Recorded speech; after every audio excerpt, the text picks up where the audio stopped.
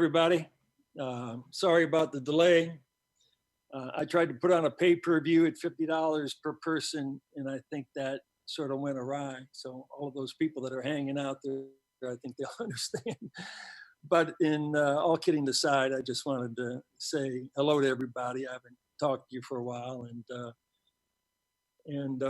and as far as the season goes, and what happened throughout the course of 12 months, I just want to go back down memory lane a little bit when we drafted Bam Adebayo in 2017. And then we signed K9 in April, about 18 months ago, and we drafted Tyler Herro.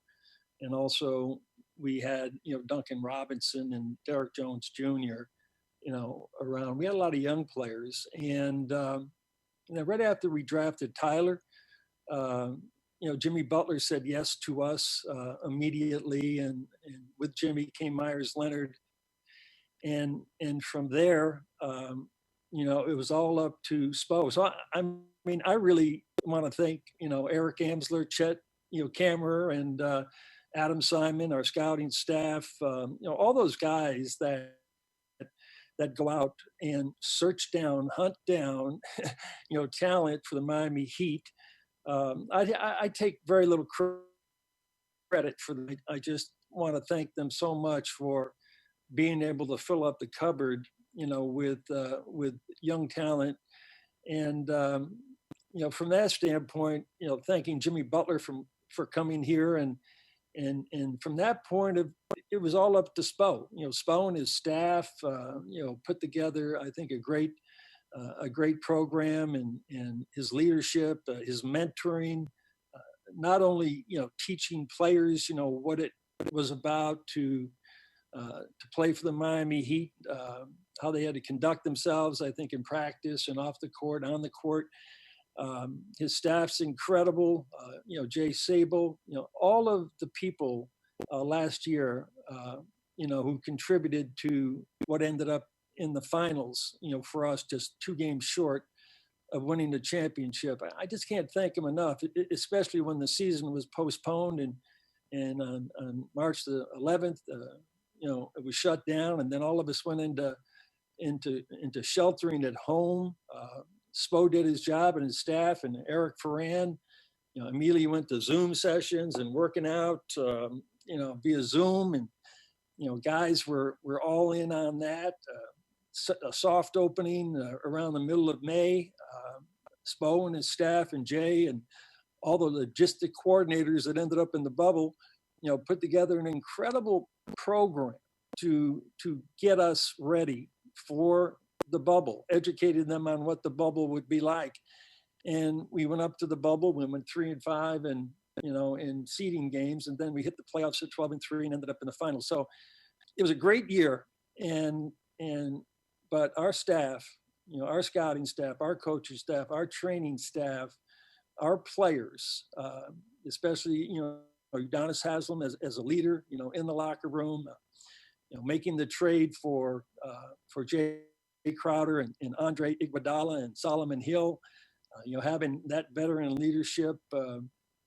We ended up having a great season. I was very disappointed, as I think a lot of other people were, that we couldn't finish the year with the championship.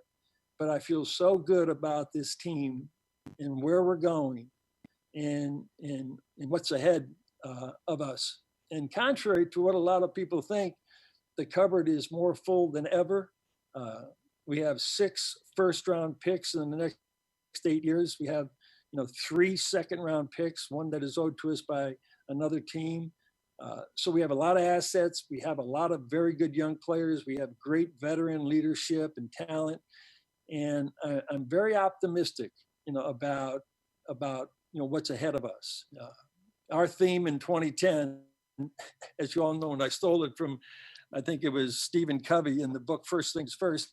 The main thing is to make sure the main thing, remains the main thing, and that's always, really about winning. And so I've decided to move on from the main thing to the next thing, is to make sure the next thing, remains the next thing. And the next thing is going to be coming up very, very shortly with the draft. Adam, Chet, Eric, Keith Askins, all of our scouts are doing a great job in getting ready for the staff. I've already got a list. I'm beginning to dive into the draft myself and look at players, and so this is the Miami Heat. This is not anything that I had to do with anything last year. I had a great meeting, with Jimmy Butler. That was about it. And I thank God that he came here, and I want to throw out kudos to Dwayne Wade, obviously, Father Prime, and a dear player, always very close to my heart, that sort of helped us in selling Jimmy on that. And so we're on to the next thing. And if anybody here wants to ask any questions about what that next thing might be about or about this season, I am open for questions. All right, Coach, we're going to take our first question from Ira Winderman of the South Florida Sun Sentinel. Hey, Pat, how are you? Good to see you. You'll tell us another time what you ordered on pay-per-view. But for now, when we spoke to you at the trading deadline, you were very clear that there was sort of a two-part plan. When we made that transaction in sending out Dion and James and Justice for Jay and Andre and Solo, we always had in mind Mickey, Nick, myself and Andy, Adam, discussing flexibility, always having some flexibility unless you are locked in to what we were locked into when we had the big three. At that time, you're going for it, and you're not looking for much down the road other than you're trying to win championships and as much as you can. So we're not at that point. I think this year, with what happened with our team, it really doesn't change my thought process about, okay, let's go for it now again.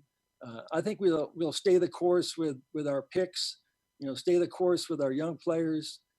We have decisions to make, obviously, with player contracts and free agents, and really do a deep dive into this season, myself and Spo and Andy, about how good we really are, right now.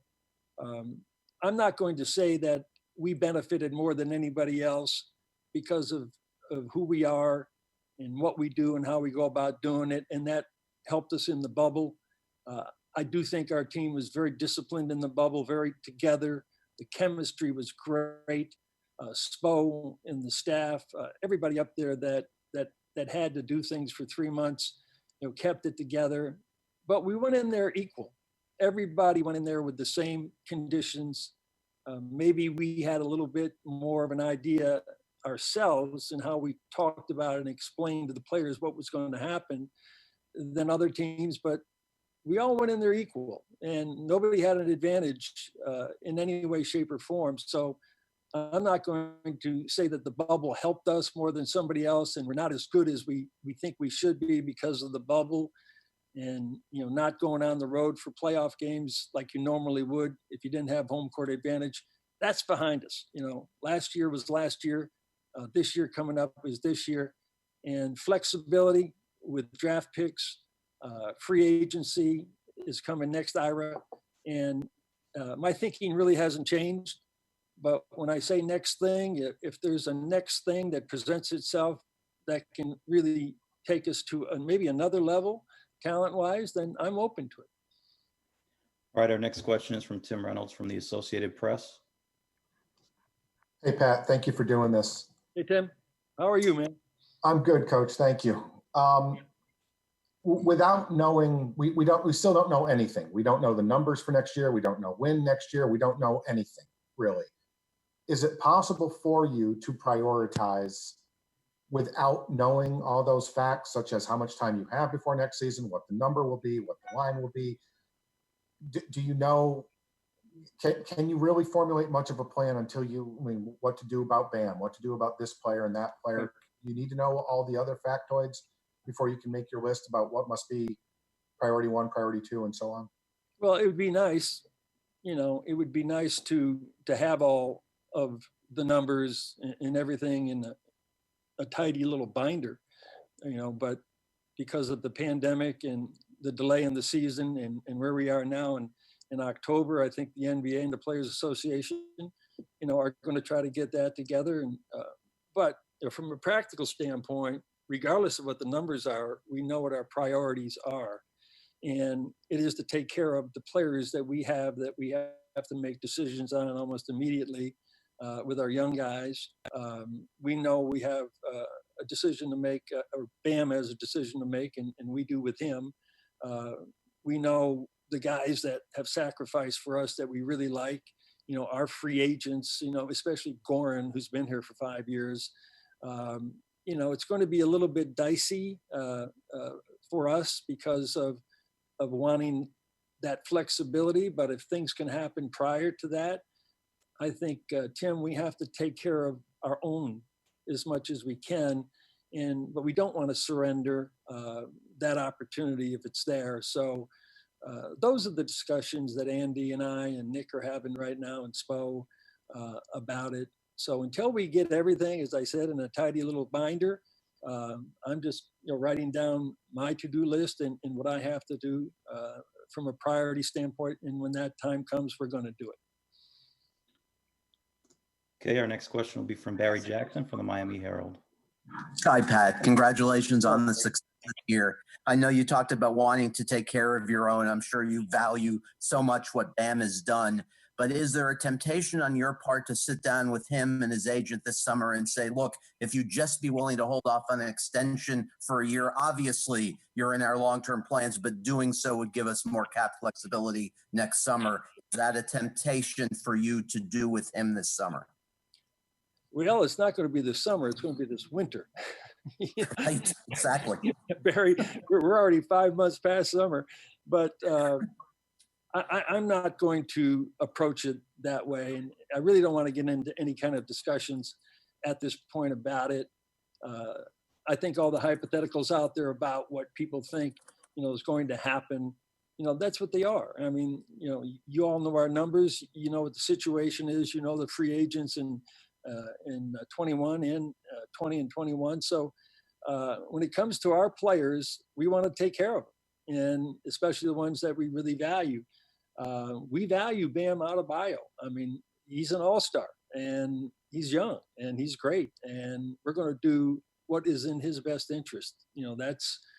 That's what I think we have to do, and that's our approach. So there hasn't been any real discussions with anybody about anything as the season just ended a couple of weeks ago. So I think you have to let people sort of catch their breath, think about things. The free agents have to think about things. They don't even have the numbers. Their agents don't have the numbers. And so, but we love Bam. He's a cornerstone to our franchise. And, it would be in our best interest to make sure we do the right thing with him. Okay, our next question will be from Jason Jackson. I love what you say about a masterpiece, because, when you talk about masterpieces, they're never finished. A great artist, I don't care who it is, they'll look and they'll paint and they'll keep throwing paint against the wall. And then one day he looks at the masterpiece and he says, I'm finished, even though he knows he's not. And, but Spo, was the coach of the year, for me. And it's not denigrating anybody else, who won it. And just to go back in my career, I can remember I coached the Lakers for, I think, 9 years. 7 of the 9 years we went to the finals. We won 4 world championships, and I never won coach of the year until my last year when we got swept out of the playoffs. So he's a coach of the year. He's a coach of a decade. He will be a Hall of Famer one day. Spo's not a give me the credit kind of guy. As a matter of fact, I used to always kid about, people always saying, well, why didn't, Pat get coach of the year? And I always just say, I get so much credit for not getting credit that's enough, And I think Spo's in the same way. He's a very humble guy. He's a workaholic. He's a great coach. I think he proved it, Jason. I think he proved it this season with a lot of new faces early, incorporating Jimmy, with Bam and Duncan and Tyler and K9, Myers, that starting lineup that he put out there, all the pieces that he had coming off the bench. We were 12 deep.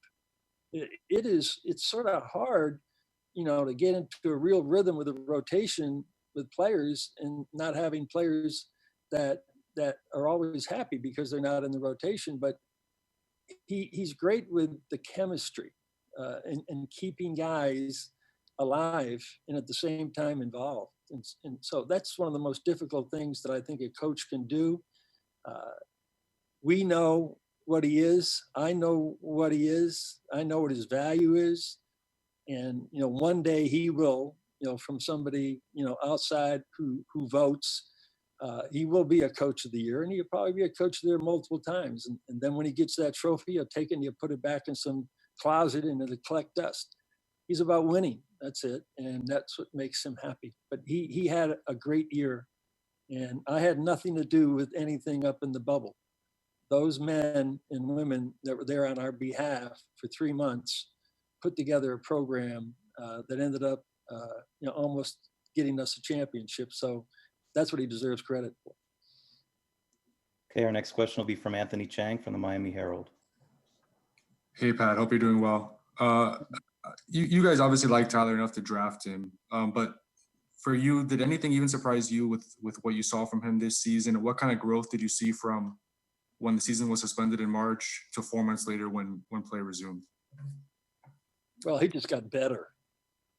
When we drafted Bam, we didn't think Bam would be an all-star this quick. We saw a great athlete. We didn't even know how great a person he was.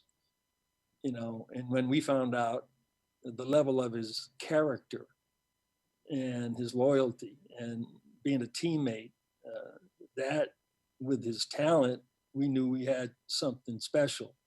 When it came to Tyler, we knew he could shoot the ball. We knew he was competitive.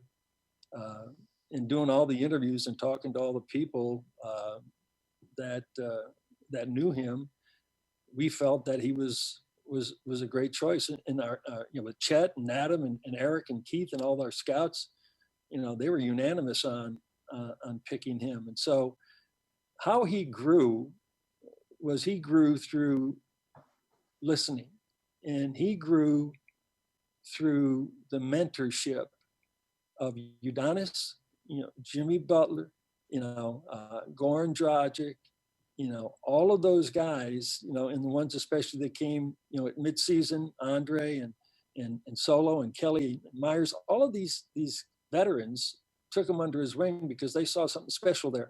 And he got better, not just as a shooter, but as a shot maker. He got better in handling the ball. I used to see him out here on the court, with our coaches that were developing him, putting him through a myriad of ball handling drills against pressure, banging him with the heavy bag, making him go to the basket, knocking him down, making sure he concentrated on finishing. So he's a very, very efficient offensive player. He got better as a playmaker. His vision, he started to see other plays because he could take it to the rack. And he's a great kid. He works hard, and we have somebody very special in him. So his improvement, I think, will even go to another level as he gets older. He just turned 20, and my gosh, he had a great year. And so, we're happy to have him and K9, Dunk, our young guys, and Bam. What a young nucleus that we have that can play. I don't think they would be at this level without Eric and his staff, and in the discipline that they've shown in taking care of themselves. It's going to make it a lot easier for us, obviously, to be able to bring other people here and knowing that they can play, and they can play in big moments. Okay, our next question will be from Brendan Tobin from 790 The Ticket. Hey, Pat, I wanted to know how you took in the NBA Finals. Game 1, you lose 2 of your guys with Goran and Bam getting banged up. What was going through your mind as these guys are trying to fight to get back on the court? They do get out there, and I guess, is there any second guessing in your own self that, well, what if we did have them for the entire thing? You can't do that. You just can't, and it's happened to me in my career before at the moment of truth. In '83, we lost, Irvin Johnson, Bob McAdoo, Norm Nixon, the first 2 games of the finals against Philadelphia, and we got swept. In 1989, we lost Irvin Johnson and Byron Scott to strained hamstrings, and we got swept. You hope you can get there, through the regular season, through the playoffs, through all those medieval moments, draconian moments in the playoffs when bodies are starting to hit the floor, and the want on the part of both teams to win, takes the physicality to another level, and mentally you got to be ready for that too. So I hate to talk about it. It's an excuse. I would have liked to win without Goran and Bam, at 100%, but we just didn't have enough. Jimmy, is Superman. The 2 games that he had were 2 of the best games ever that I've seen in the finals. The 2 triple doubles to get us there, playing 47, 48 minutes. So yes, don't make me go back and do that, because, I'll think about it, all winter and lament if only. And sometimes that's what you're dealt in the NBA finals, and you got to try to find a way to overcome. If we had maybe more veterans or another player, we had a lot of young guys that all of a sudden really had to step up and do double time and double down on their games and their performances. And so it's not easy. But yes, I'd like to see what it would be like with everybody whole. But, we'll get that shot again. And I'm just so proud of what our guys did. And we didn't, I'll tell you another thing, the narrative about the end, the Lakers were great. They were a great team. And they have the greatest player in the game today in LeBron and Anthony Davis, and in a cast of, real veteran players that knew what to do at those moments. So, they beat us fair and square. They were the best team, but, there's always going to be that asterisk, that caveat. If we had Bam and Goran was our leading scorer in the playoffs at 100%, could have gone to the 7th game, or whatever. But thank you for reminding me to get the best at the end. I appreciate that. But I'm not going to look back on it. I'm just going to look at all the positive things and get Goran healthy and Bam healthy and bring everybody back and try to add to the mix. Okay, our next question comes from Ethan Skolnick from 5 Reasons Sports. In every article, especially Ira, then nobody will think I'm 75 years old. Okay, so that's the first thing. I love this. I love this team. This is one of my favorite teams, now. And so I'm here as long as Mickey wants me here, and Nick. And I have a great relationship, with Mickey and now Nick, the CEO. Andy and I are fused at the hip, think alike, talk alike. We know what has to be done. I'm just to have Andy is incredible for me. And, to be able to manage Spo, this is a dream for me this late. But as far as Jimmy goes, once we signed Jimmy, he took off and went to Europe for a world tour. And I was in Europe at the same time when we were all traveling and still living life. I was tracking him down via text and talking to him during the summer. We'd FaceTime a little bit. I'd send him songs that I liked. I know he's a big Dermot Kennedy fan, so I'd be walking in Portofino and he'd be somewhere in Spain. I'd send him a song and he'd get it. I remember I don't want to get into this story, but we were talking about wine and cheese and all that stuff. So Jimmy's a different kind of person. And my relationship with him this year would be one that's outside of the box because I don't want to get into the way of what Eric Spoelstra is teaching him and his coaching staff. So we do talk and we text. They're short.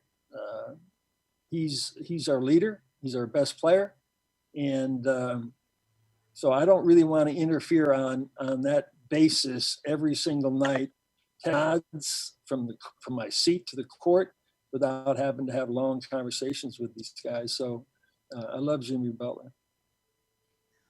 Okay, our next question is from Dave Hyde from the Sun Sentinel. Hey, Pat.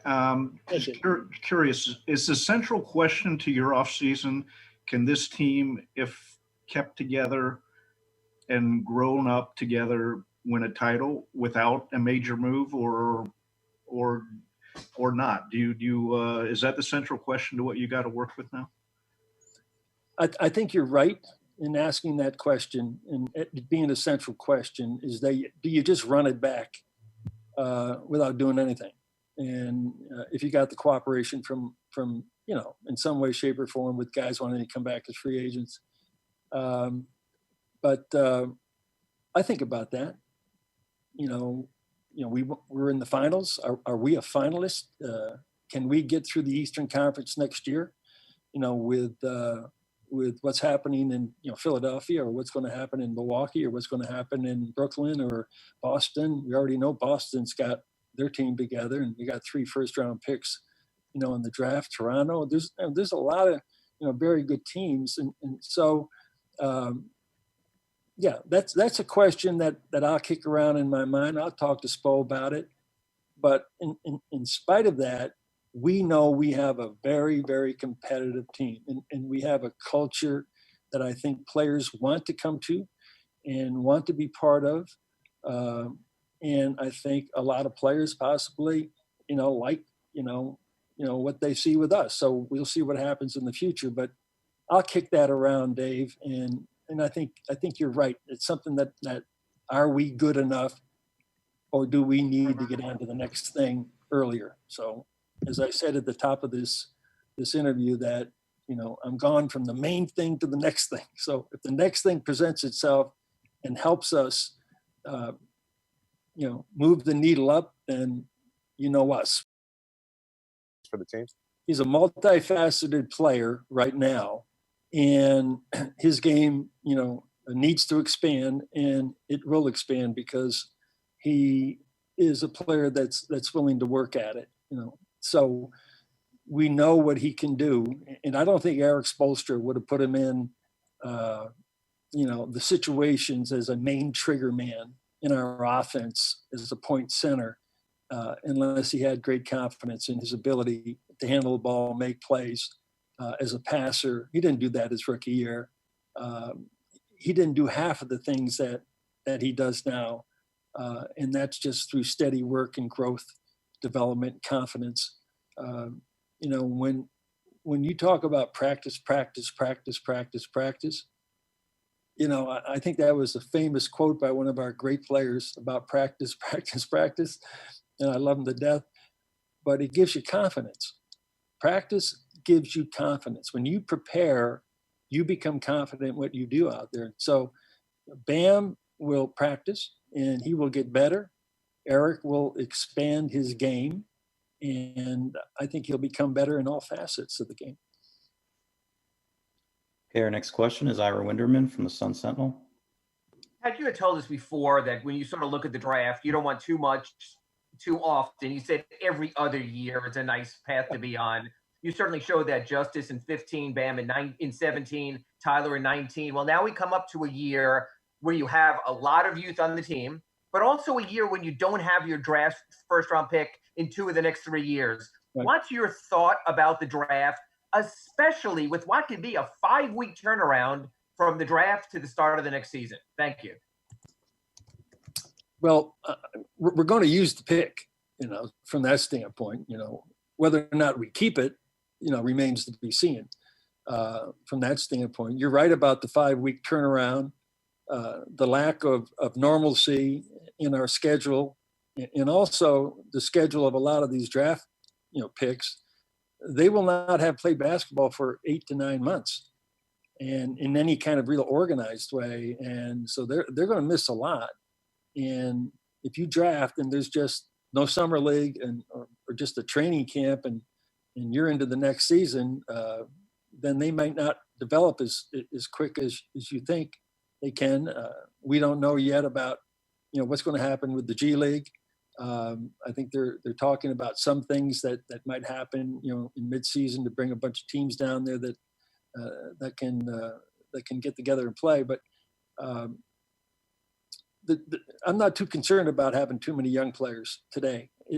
They're better than they were when I was drafted, and they're more ready to play and perform. And if you get lucky with one, and you can develop them, they can get out on the court right now, and they can help you. So it's an asset that we're going to use one way or the other.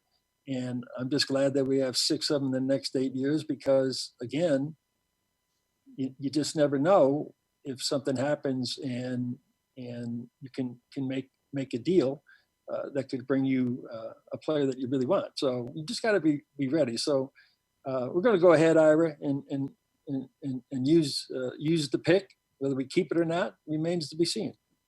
I think you know what I'm talking about. And then just to go forward, you actually made a good point to us where you said sometimes you can have too much talent and you have to whittle it down and get to what you're comfortable with. We saw Spo go with a 7, 8-man, 9-man rotation at times, and other guys who had played a lot didn't play as much. So I'm just curious going forward. You look at someone like Derek Jones Jr., who when given time has had moments, but on the other hand, it's a free agency and you have a salary cap. You look at a guy like Myers Leonard, who started the entire regular season and then had to step aside because, as you always talk about, trust X amount and you go down the playoffs, there's fewer players. Mm-hmm. How do you approach guys like that have done things for your team, but as you tell us, whether we use the Godfather moniker or not, it's a business. So how do you deal with guys like that who've done everything right by the team, but you're also a businessman? Thank you. Well, I think they understand, the business they chose to be in too, and I love both of those players. Myers, I have not probably been around a player like him that is sincere with his enthusiasm for the game and his teammates in life. Plus, he's a hell of a player. He make threes. He's big body, sets the best picks in the league. Started for us all year, and things changed in the bubble. K9, it happened to him also. He had some issues, obviously, with his health in COVID-19, and he never really got back to what he was, and we know what he can do. And the same thing with Derek.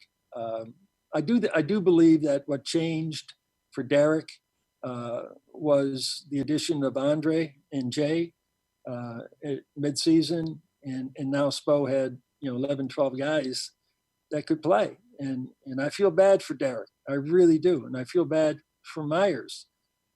But they know they're in a good organization. They went to the finals, and they got an opportunity. They're both free agents.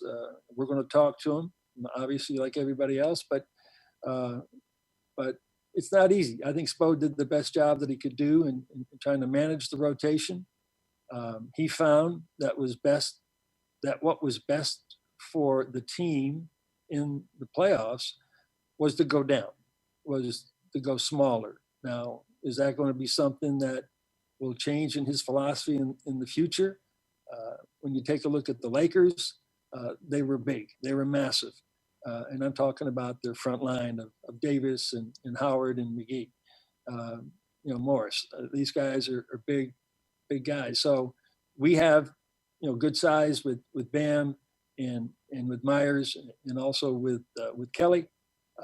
So we'll just see what happens. But I agree that in the playoffs, not having starting or not playing the kind of minutes that you want was not good for them. But it's what we had to do. It's what Spo felt he had to do. And I think the players understand that. Our next question is from Wes Lammy from worldwidewest.com.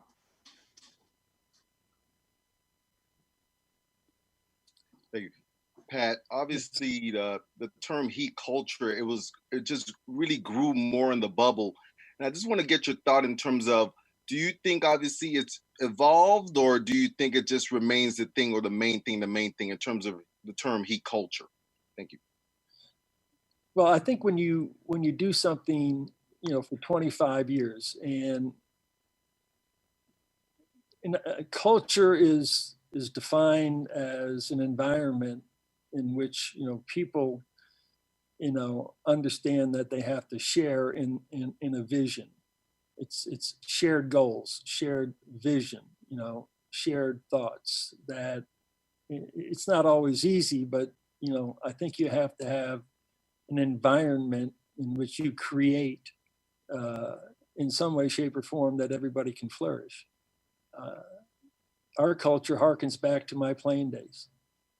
I was told by Bill Sharman that if I wanted to make the team in 1971, that I had to be the best conditioned athlete in training camp. And he said, if you're the best conditioned athlete in training camp, he said to me, you're not going to play either. I just want to make sure I know I've got somebody who's in great shape that I can put out on the court and take a hard foul or guard the other team's best player. But Pat, you probably won't play. But if you're not in the best shape, you're not going to make the team. So I learned at that time what I had to do that summer, and I came into camp, in the best shape, and I had 5 good years after that. So I brought that right to me, right to my coaching philosophy, and that's what we have here. It's the hardest working, best conditioned, most professional, unselfish, toughest, nastiest team in the league. I believe in that, and I believe in it to the core. I don't think you can get the best out of players, or the players can get the best out of themselves unless they're in world-class shape. This is their profession. This is their livelihood. They're going to take care of their families and their future.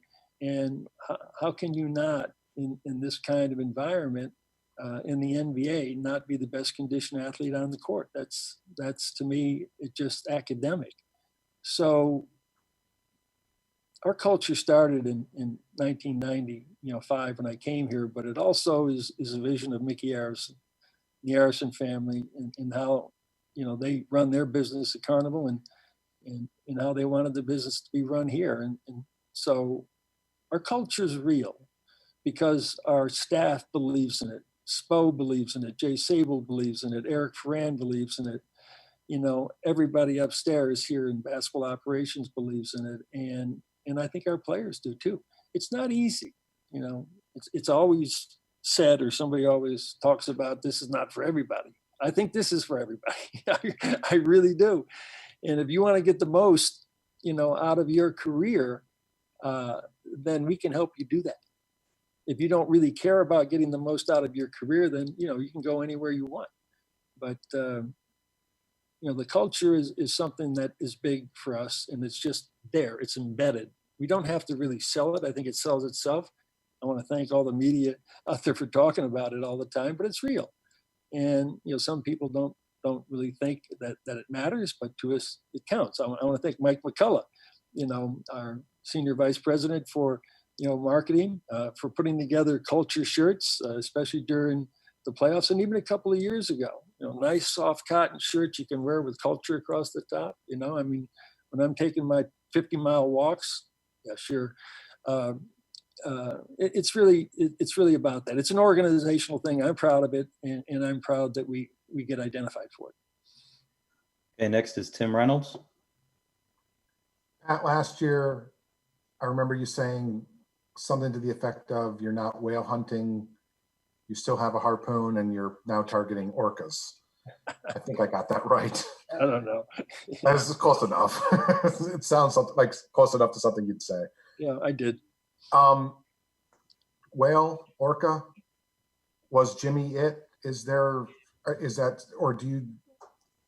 Are you now out of that entirely and now looking for complementary pieces? I mean, I guess where is the whale hunting search these days? And if you still feel like you need one? Well, I think we all know what that word means. Jimmy chose us. He chose us, and he chose, this team, this owner, this coach, this president, this city. He did. He chose us, and we knew the first night that we met with him, on July the 1st. He let us know that stop. You don't have to stop. Let's talk about what we're going to build here, and we drank wine and we consummated a deal. And we also got Myers Leonard here also. So he chose us.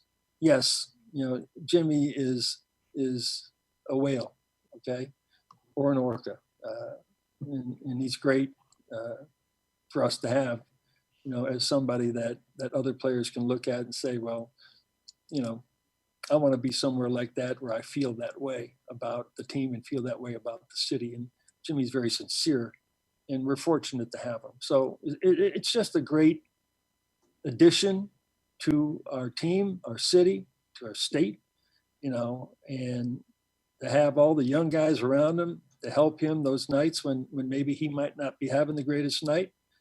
I have not ever witnessed a player that good who can do so many things and be that unselfish and not care about whether he gets, 10 or 40, or a triple double or, single digits. He just wants to win, and that's what you want. And he knows when you have to take it to another level, he's capable of taking it to another level.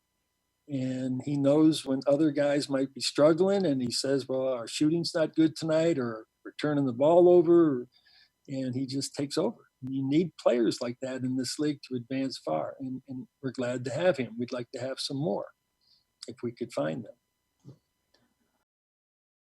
We need to remain fluid. Once we get, as Tim said, we get all the numbers and we get everything down, get the schedule, we know when the dates are and what the rules are and everything. Once we get all of that, we're going to remain fluid, and whatever presents itself, to us, we'll look at it, but we know, as I said, first things first, and I don't want to contradict myself. I'd really like to take care of our own in some way, shape, or form, but we also want, that other box to be filled, which is called flexibility, and we'll see what happens. So, what you just talked about, those scenarios, it's really the player's option in a lot of cases with guys that have opt-outs. So we really don't know what they're going to do, but we have a good idea what we want to do, and I think we'll stay the course on that.